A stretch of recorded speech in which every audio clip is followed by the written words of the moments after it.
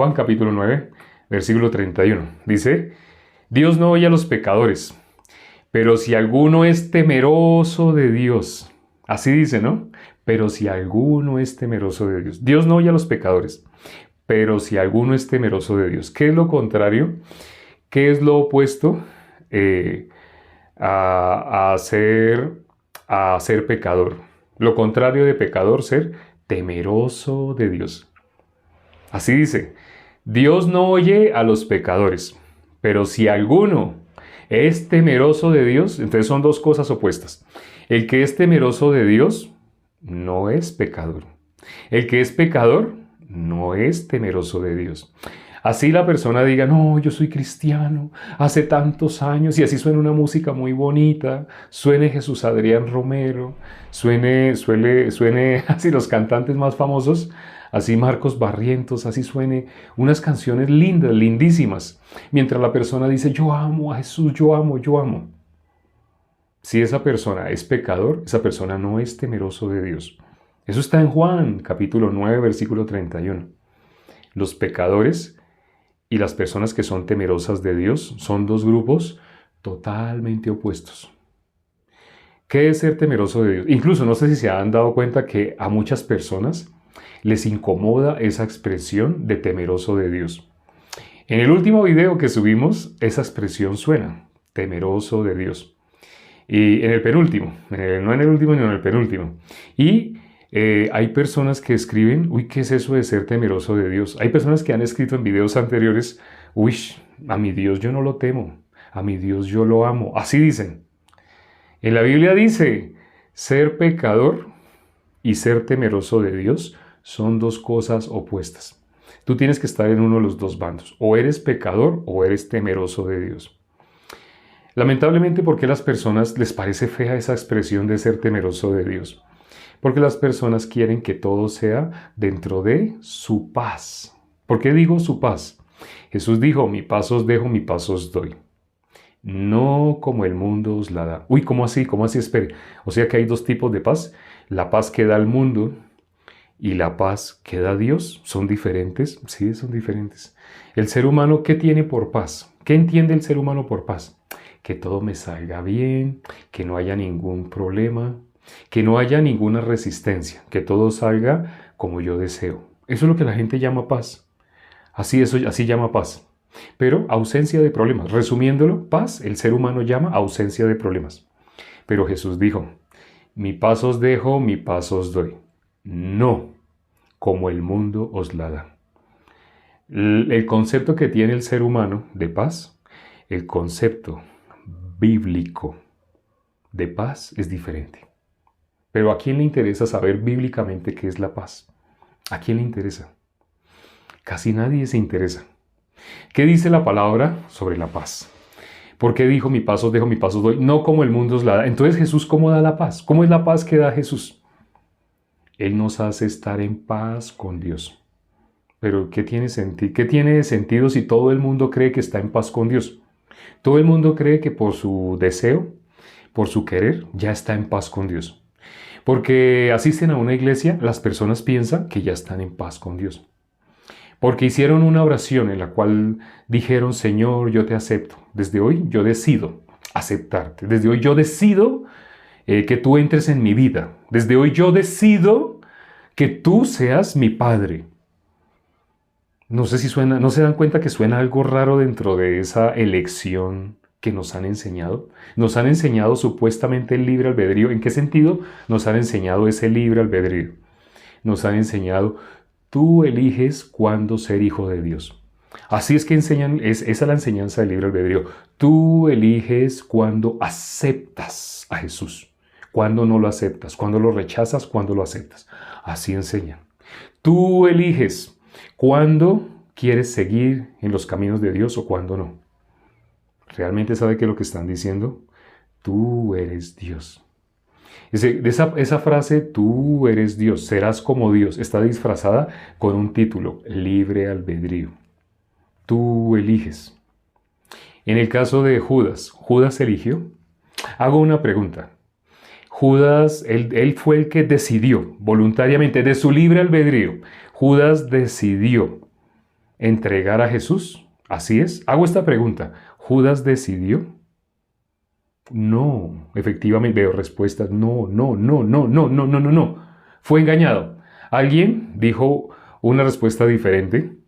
Fue Satanás el que entregó a Jesús. Cuando nosotros miramos Juan, capítulo 13, versículo 2, dice, como Satanás ya había puesto en el corazón de Judas. No, espere. Judas tiene su libre albedrío. Judas decidió. Bíblicamente, Judas fue engañado.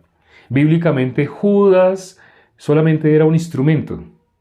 Él realmente no fue el artífice de entregar a nuestro Señor Jesucristo. Pareciera que sí.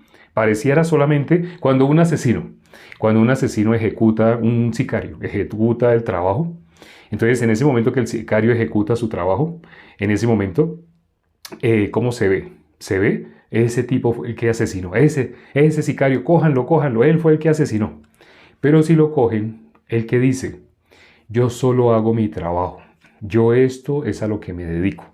A mí me pagó el vicepresidente, un ejemplo. A mí me pagó el vicepresidente de la empresa tal. Bueno, para no ofender a nadie se vaya a ofender. Ahí me pagó el concejal. Ahí me pagó el CEO de la empresa tal. O como en mi caso, no sé si ya algunos saben, ¿no? A mí me mandaron un sicario. Y el sicario me dijo, a mí me pagó el apóstol y dio el nombre. Bíblicamente no existen apóstoles. Y por hacer videos así, alguien se sintió muy ofendido. Y ahí me mandaron un sicario, un supuesto apóstol. El apóstol así. Sí. Entonces, ¿quién es el que realmente ejecuta? ¿El sicario? No. El que mandó el que ordenó ese trabajo. El que ordenó hacer ese trabajo, él es el directo responsable. El que mandó hacer ese trabajo. No el que resultó dando el disparo. No. El que pagó, al que contrató. Igualmente pasa con lo que pasó con Judas. ¿Fue Judas? No, no fue Judas. No fue Judas. Ahora, Eva. Nosotros leemos los versículos anteriores. ¿Fue Eva? No, no fue Eva. Cuando leemos los versículos anteriores, ahí vemos claramente Eva fue engañada. Lo dice en el Nuevo Testamento. En el Nuevo Testamento dice, no fue Adán, sino la mujer la que fue engañada. Espera. No fue el libre albedrío de Adán y Eva. No fue No. Eso es enseñanza. Así como enseñan de paz. Ay, paz, ay, Dios nos va a dar paz. Ay, queremos paz. Dios, danos paz. ¿En qué sentido el ser humano pide paz, paz, paz? Quiere llevar su camino. Quiere llevar su propia vida. No sé si sepan qué significa eso. El ser humano tiene corazón de Dios. Como le dijo Satanás, el que les está guiando, como el que está guiando a toda la humanidad antes de que reciban la salvación. Antes de que una persona reciba la salvación, está en las manos de Satanás.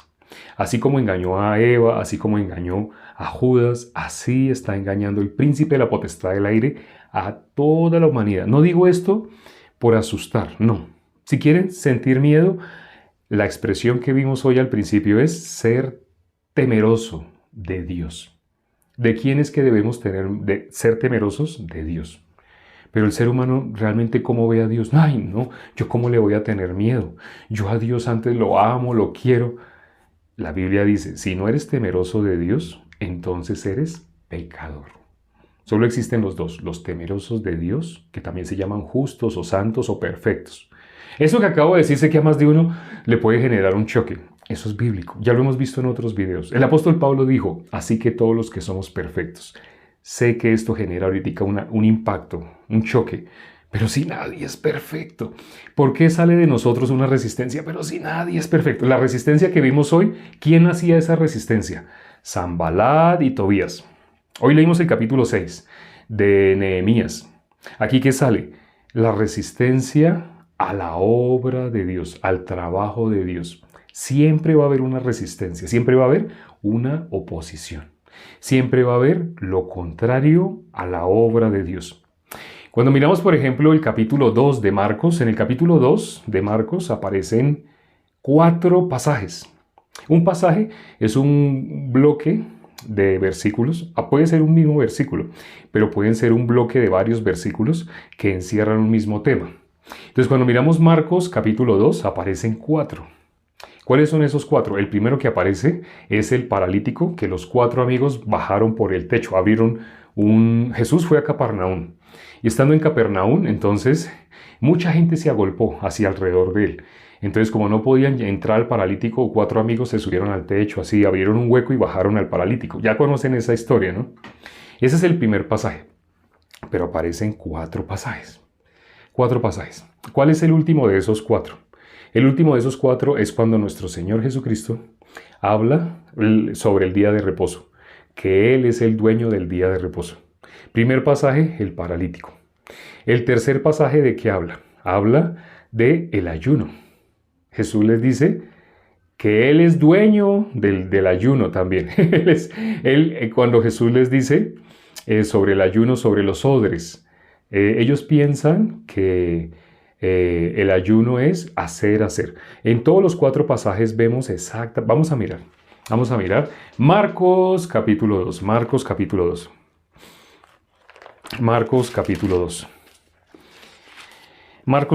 2. Dice el versículo 2. E inmediatamente se juntaron muchos, de manera que ya no cabían ni aún a la puerta, y les predicaba la palabra. Ahí fue cuando hicieron el hueco en el techo. Y Jesús les hizo una pregunta más adelante. Ellos cavilaban en sus corazones. Este pasaje no muestra que ellos dijeron. Vamos a mirar esa parte. Dice, estaban allí sentados algunos de los escribas, los cuales cavilaban en sus corazones. El versículo 6. Estaban allí sentados algunos de los escribas, los cuales cavilaban en sus corazones. Ellos cavilaban en sus corazones. ¿Ellos estaban hablando? No. Ellos estaban cavilando dentro de ellos mismos. Miren la peculiaridad de la resistencia que sale del ser humano. Es un grupo de personas. Eran varios, pero tenían algo en común. Todos en el corazón tenían exactamente lo mismo. Ellos cavilaban en sus corazones. No estaban hablando como para ponerse de acuerdo. No necesitaban ponerse de acuerdo con palabras. Tenían el mismo espíritu. Eran guiados por el mismo espíritu. Ellos cavilaban en sus corazones. Ahora, miren lo que dice el versículo siguiente. Y conociendo luego Jesús, el versículo 8. Y conociendo luego Jesús en su espíritu, que cavilaban de esta manera dentro de sí mismos, les dijo, ¿por qué caviláis? Jesús, ¿qué dice? Conociendo por el Espíritu. Así dice, ¿no? Dice, y conociendo el versículo 8. Marcos capítulo 2, versículo 8. Y conociendo luego Jesús en su espíritu, que cavilaban de esta manera dentro de sus corazones.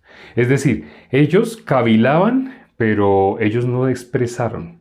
Ellos no lo dijeron. Y Jesús, sin haberlos oído, Jesús sabía qué había en el corazón de ellos.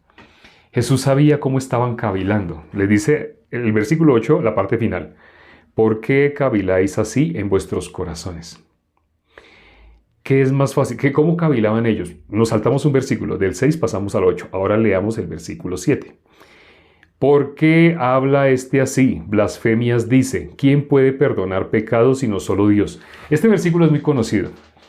¿Quién puede perdonar pecados sino solo Dios? ¿Por qué habla así? Blasfemias dice. ¿Quién puede perdonar pecados sino solo Dios? Ahora, lo que está diciendo este versículo 7 es lo que ellos cavilaban en sus corazones. Este versículo 7 no está hablando de ellos, dijeron esta expresión. Ellos no la dijeron. El versículo 6 dice, ellos cavilaban en sus corazones.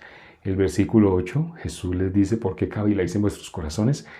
Jesús sabía exactamente qué es lo que ellos estaban pensando muy profundamente dentro de sus corazones. ¿Por qué una persona, peor, por qué un grupo de personas puede tener una misma mentalidad, un mismo pensamiento, un mismo espíritu? Ellos eran guiados por el diablo. Literalmente eran guiados por el diablo. ¿A quién se estaban oponiendo? A nuestro Señor Jesucristo. En este primer pasaje, el segundo pasaje que vemos acá, son 4, ¿no? El segundo pasaje es el de Leví, el publicano. En este primer pasaje que vemos, una sanidad, ¿cierto? Porque Jesús, ¿qué le dice? Pues a ti te digo, levántate, toma tu lecho y anda. Pero en el segundo pasaje, Cuando habla de Leví, del publicano, Jesús dice, los sanos no tienen necesidad de médico, sino los enfermos. Curioso, en el primer pasaje es donde ellos están cavilando sobre la sanidad. Están cavilando sobre el pecado, pero Jesús realiza sanidad. Pero aquí realiza sanidad, pero es en este pasaje donde están hablando de pecadores que Jesús habla de los sanos y del médico.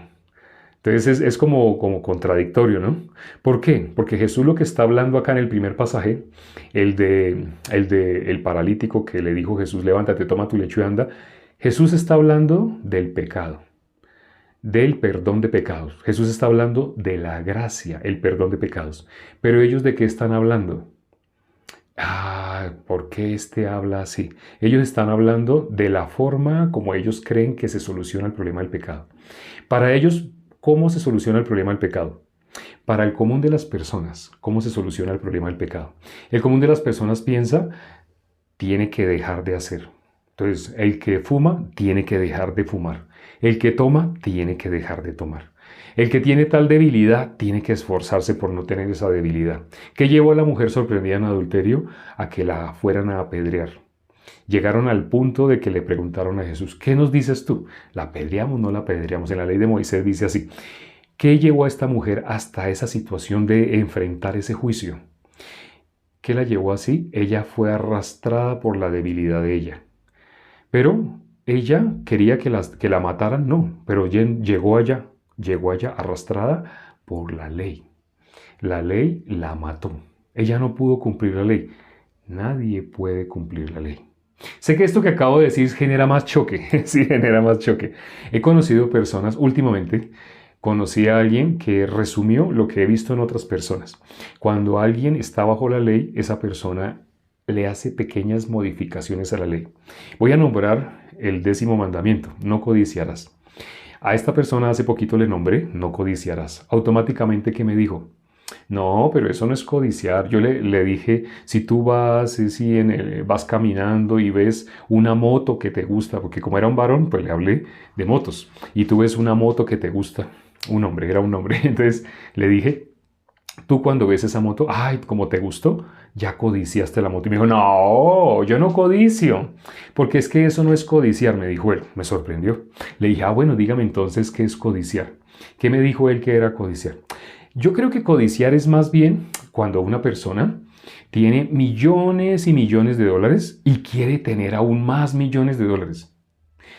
Este joven que me dijo eso, era un joven, ya di pistas. Este joven piensa que si él tuviera millones y millones de dólares, él ya no querría tener más. Así él piensa. ¿Será que cuando él tenga millones y millones, si él llegase a tener millones y millones de dólares, él no querría tener más? Él diría, ya, suficiente. Ahora sí voy a vivir la vida. ¿Así? No. Él va a querer más y más. Pero él, ¿cómo está viendo? Yo no codicio. ¿Y se compara con quién? Con alguien que tiene una condición que él no tiene. Una condición, se compara con alguien que está muy lejos de ser lo que él es. Está diciendo codicia como ellos. Si le hablo de mentir, no, pero mentira, es que no, yo no soy mentiroso, yo no. Mentiroso aquel que estaba en la presidencia o en la alcaldía y se robó miles de millones de dólares. Cuando hablo con personas así, son personas que no dejan que la ley cumpla su función, sino quieren alterarla. Hay una resistencia, lo que vimos hoy de Sanballat y Tobía, esa resistencia sale en modo natural del ser humano. De estos 4 pasajes que vemos de constante, el primero, el de el paralítico, o el de Leví, el segundo, o el del ayuno, o el último, todos, el día de reposo. ¿Qué estamos viendo en esos 4 pasajes? Hay una constante. La obra de Dios, Jesús habla la gracia. ¿Y ellos qué hablan? Lo que deben hacer. En el primer pasaje ellos hablan cómo es que tienen que solucionar el pecado, no como Jesús está diciendo. ¿Así solamente? ¿Así tan fácil? Así fácil. O sea, Jesús ya le dijo, tus pecados te son perdonados y ya. No puede ser así. No. Solamente porque Jesús dijo, tus pecados te son perdonados, entonces ya. No hay nada más que hacer. Ay, no. Porque el corazón de ellos está en las obras. Ellos generalmente, si vamos a hablar con personas que llevan años en alguna religión donde los han obligado, manipulado, para que ellos se crean buenas personas cuando ayunan. Entonces les enseñan supuestamente a ayunar. Les enseñan supuestamente a hacer largas oraciones. Les enseñan a hacer obras de caridad. Y las personas piensan que todo eso que ha hecho los hace mejores que otras personas para ir al cielo. Eso no es así. Dios no recibe nada de nuestra mano. Job capítulo 35, 6 y 7. Si hiciéramos alguna maldad, no afectamos en nada a Dios. Y si hiciéramos algo que a nuestro punto de vista nos parece una cosa muy buena, Dios no recibe nada de nuestra mano. Lo dice la palabra. Esto no lo enseñan. ¿Por qué no enseñan esto de la palabra de Dios? Para que las personas sigan en las obras. En el primer pasaje, ¿cómo están en las obras? Ellos tienen su camino para ser libres del pecado. Por eso no pueden aceptar que Jesús diga, tus pecados te son perdonados. ¿Ya? No. Y dijeron, ¿cuál fue la excusa de ellos? Es que solo Dios puede perdonar pecados. Pero en el corazón de ellos, ¿qué es lo que hay? Ellos ya tienen su camino. Ya hemos visto en varios pasajes cómo ellos piensan, cómo es que ellos pensaban que podían ser libres del pecado. Esforzándose, esforzándose, esforzándose. ¿Ese es el camino? Si una persona se esfuerza, la mujer sorprendida en adulterio, si ella se esforzaba para no adulterar, ¿ella podía no adulterar? Ella no pudo menos que ser arrastrada. Ella no tenía nada más que ser arrastrada por esa debilidad. Por eso ella adulteró. No es que ella quisiera que la mataran. Ella sabía que si la descubrían, la iban a matar y de una manera horrible, tirándole piedras. Pero con todo y eso, ella fue arrastrada. Entonces hay personas que me escriben, ay, ¿será que hacer tal cosa es pecado? ¿Será que hacer tal cosa Dios la perdona? Le digo a esa persona, tú necesitas primero que todo saber qué es pecado bíblicamente, porque tú estás hablando como los fariseos, pensando que tú tienes el pecado en tus manos. Ellos hablaban así, pero Jesús, ¿qué les estaba hablando? La gracia. Jesús dijo, tus pecados te son perdonados. Pero ellos, ¿qué camino tienen? Hacer y hacer. En el segundo pasaje, el de Leví, ¿Cómo Jesús va a sentarse con publicanos y pecadores? ¡Oh, no! Terrible. Jesús, ¿qué tuvo que decirles? Los sanos no tienen necesidad de médicos, sino los enfermos. ¿Qué les dijo Jesús? La gracia. ¿Qué le dijo a ellos? Ustedes son sanos. Ustedes son buenos. Como ustedes son buenos en su corazón, porque bueno no hay nadie. Como ustedes son buenos en su corazón, sigan el camino que ustedes llevan. Sigan el camino que les hace sentirse buenos. Si ustedes siguen en ese camino que los hace sentirse buenos, ustedes no saben a dónde los está llevando ese camino. Esa es la puerta ancha. Creer que ustedes pueden ser buenos. ¿Qué le dijo Jesús? Los sanos no tienen necesidad de médico. ¿Qué le dijo a ellos? Ustedes están sanos a su propia opinión.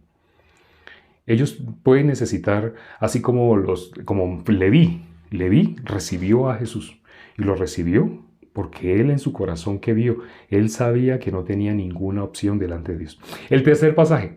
Aquí vimos entonces, en el segundo pasaje vimos la gracia y vimos las obras.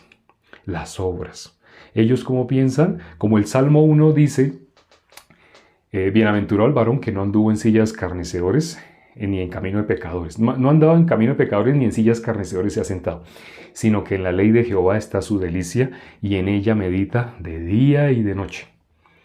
Entonces, ellos como tenían ese versículo, no hay que sentarse con publicanos, no hay que entrar en camino de publicanos. Y ellos están usando la palabra. Satanás dijo, escrito está. Satanás usa la palabra. Jesús fue el único que dijo, escrito está también. Pero Satanás también dice, escrito está. Satanás no dice escrito está también, Satanás dice escrito está. Satanás usa la palabra en literalización para que las personas, ¿qué corazón tenían ellos? ¿Cómo Jesús se sienta con publicanos y pecadores? Luego Jesús no conoce el Salmo 1. ¿Quién es bienaventurado? El que no anduvo en camino de pecadores ni en silla de escarnecedores se ha sentado. Pero mire Jesús, ¿dónde está sentado? Está sentado en medio. Dice que Jesús, donde estaba sentado, ¿dónde lo llevó Leví? A su casa. ¿Y qué había en la casa de Leví? Había una multitud de publicanos. Todos los que estaban ahí con Leví, en la casa de Leví, eran publicanos, eran pecadores. Estaban ahí sentados. ¿Qué dice el Salmo 1? Bienaventurado el que no anduvo en camino de pecadores, ni en silla de escarnecedores se ha sentado. Pero Jesús, ¿dónde estaba sentado? Entonces ellos, ¿cómo veían la ley? ¿Cómo veían los salmos? ¿Cómo veían el Salmo 1? Ay, no. Para mí de verdad está guiado es por Belcebú. Así ellos pensaban. ¿Por qué?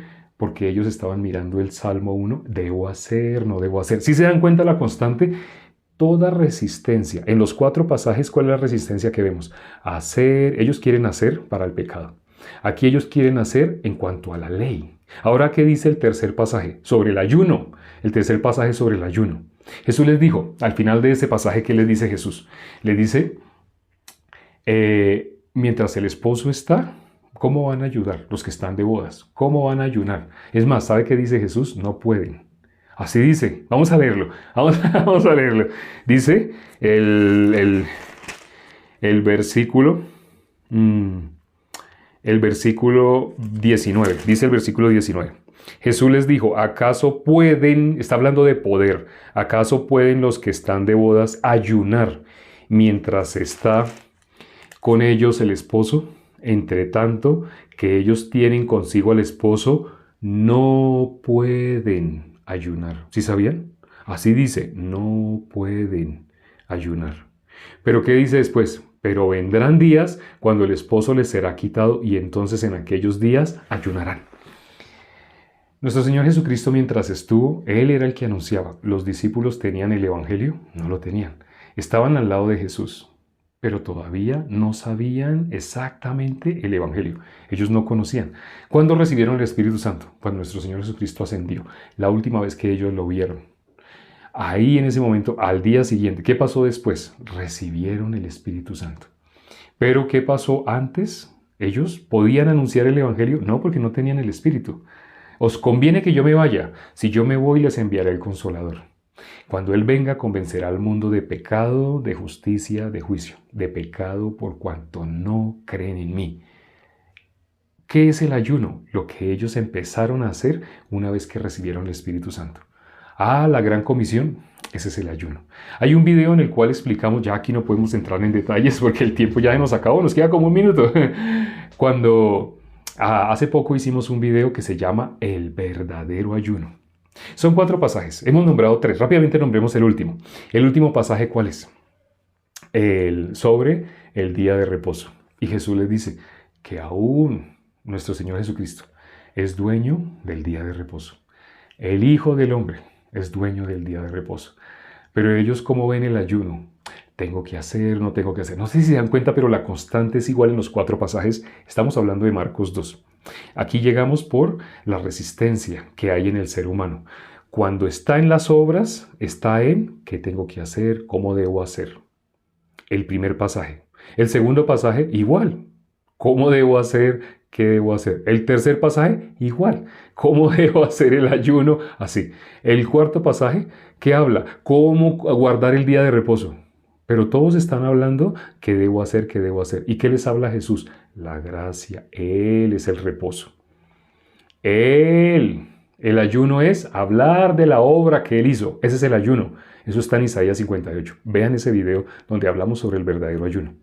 En el pasaje de Leví, ¿quién es el que necesita médico? Los enfermos. Nuestro Señor Jesucristo vino por las ovejas perdidas. La gracia, la gracia, la gracia. Nuestro Señor Jesucristo habla la gracia, la gracia, la gracia, la gracia. ¿Qué hablan ellos? ¿Qué debo hacer? ¿Qué debo hacer? ¿Qué debo hacer? ¿Qué debo hacer? ¿Ya entiendes cuál es la resistencia? ¿Ya entiendes cuál es ese Sanbalat y Tobía que no se cansan? Porque no se cansan. Cuando vemos, llevamos varios capítulos en los cuales solamente oímos Sanbalat y Tobías. No se cansan. ¿Qué dice? Hoy leímos el capítulo 6 de Nehemías. ¿Y qué dice ahí? Tú de tu corazón lo inventas. Así le tuvo que decir Nehemías a Sanbalat. Dios, con el mismo espíritu, le mostró a Nehemías. Ellos están hablando no de parte de Dios. Lo que ellos están hablando es únicamente para que tema a los hombres. Pero ¿quién es el que es opuesto al pecador? El temeroso de Dios. Nehemías, ¿quién era? Temeroso de Dios. Aquí nuestro Señor Jesucristo, el Espíritu de nuestro Señor Jesucristo le mostró lo que cavilaban en sus corazones. Ellos no hablaron y el Espíritu le mostró. En el caso de Nehemías, el Espíritu también le mostró a Nehemías que ellos, lo que estaba haciendo Sanbalat, lo que estaban haciendo las personas que vinieron a darle mensaje de que, ya viene, escóndete, escóndete porque vienen a matarte. Todo eso, ¿qué era? Todo eso era invento del corazón de Sanbalat. Él era el que los había enviado. Y Tobías. Hasta el último momento, Sanbalat, Tobías, una resistencia. ¿Quieres saber quién es ese Sanbalat y Tobías? ¿Quién es esa resistencia? ¿Qué haré? ¿Qué haré? ¿Qué tengo que hacer para heredar la vida eterna? Así es Satanás. Se disfraza de algo que parece bueno. Ay, ¿qué tengo que hacer? Dígame qué hago. Dígame qué hago para heredar la vida eterna. Ah, ¿usted cree que tiene que hacer algo? Igual que los fariseos. Ellos también estaban en las obras. ¿Qué tengo que hacer? La gracia es, Dios lo hace. Dios lo hizo. Ya lo hizo por ti. Tú eras pecador, sí. Pero Jesús vino a morir para pagar el precio del pecado. Porque la paga del pecado, ¿cuál es? No sé si sepas, hay un versículo que lo dice, Romanos 6:23. ¿Cuál es la paga del pecado? La paga del pecado es que tú decidas, que tú hagas una oración donde tú dices, yo decido, así se paga el pecado. O la paga del pecado es que tú, no sé, ayunes, hagas un ayuno así en el que estés a punto de morir. Así es que se paga el pecado. La Biblia dice la paga del pecado es, no digo la palabra porque es una palabra que puede ser censurada. No quiero decir esa palabra, pero la paga del pecado no es algo que tú hagas. La paga del pecado la hizo Cristo. Cuando Él fue a la cruz, cuando le clavaron esa corona de espina, lo clavaron a la cruz, Él pagó la paga del pecado. Si tú todavía sigues diciendo que eres pecador, es porque estás en las obras, porque tú estás tratando de salir por ti mismo. Y la Biblia dice, para ser salvo no tienes que mirarte a ti mismo, tienes que negarte a ti mismo, tienes que mirar a Dios, mirar a mí y todos los términos de la tierra y sed salvos. Es fácil, ¿no? Jesús dijo, tus pecados te son perdonados. Ah, ¿así de fácil? Sí, así de fácil. Es fácil. Es muy fácil. Pero, ¿quién lo complica? Eso que crees que eres tú mismo, esa resistencia es Satanás. Ay, pero Satanás se ha metido conmigo. Es más, si todavía no has recibido la salvación, Satanás no ha salido de ti.